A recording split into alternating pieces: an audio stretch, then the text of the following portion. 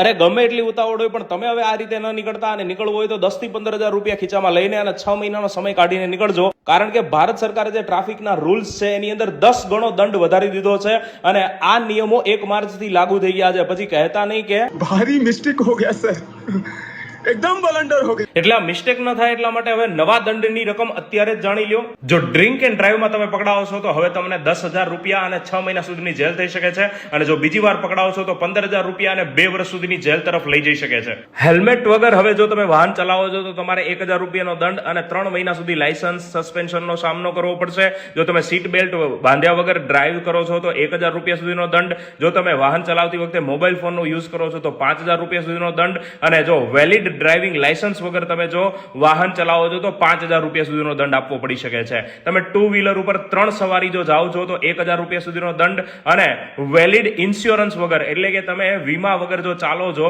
તો હવે 2,000 રૂપિયા સુધીનો દંડ અને 3 મહિના સુધી તમારે કોમ્યુનિટી સર્વિસ અથવા જેલમાં જવું પડશે. અને ફરીથી જો આવું વાયોલેશન કરો છો એટલે કે બીજી વખત તમે વીમા વગર પકડાવો છો તો 4,000 રૂપિયા સુધીનો દંડ થઈ શકે છે.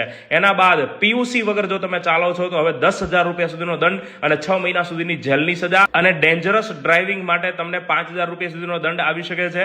Not making way for emergency vehicles એટલે કે એમ્બ્યુલન્સ માટે જો તમે રસ્તો નથી કરતા તો 10,000 રૂપિયા સુધીનો દંડ ભરવો પડી શકે છે. અને જો તમે રેસિંગ અથવા પબ્લિક રોડ ઉપર વધુ સ્પીડમાં જાઓ છો તો 5,000 રૂપિયા સુધીનો દંડ થઈ શકે છે.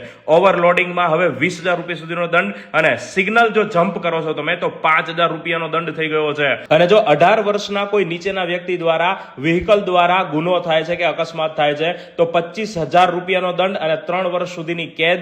એના વ્હીકલ જે હોય છે એને 1 વર્ષ સુધીને રદ કરવામાં આવે છે એનું રજીસ્ટ્રેશન, અને એનું ડ્રાઇવિંગ લાયસન્સ 25 વર્ષ સુધી બંધ રાખવામાં આવે છે. એટલે કે 25 વર્ષની ઉંમર સુધી કોઈ વાહન નથી ચલાવી શકતો. તો આ માહિતી પહોંચાડી દો એ તમામ મિત્રો સાથે કે જેમને આ નવા નિયમો ન ખબર હોય, અને એમને ખબર હોવી જોઈએ જે રોજ વાહનો લઈને નીકળે છે. આ નવા નિયમો 1 માર્ચથી જ લાગુ થઈ ગયા છે. તો જાણકાર રહો, સતર્ક રહો, અને આવી માહિતી મેળવતા રહેવા માટે મારી Insta ID officer current follow કરી લો. જય હિન્દ, જય ભારત.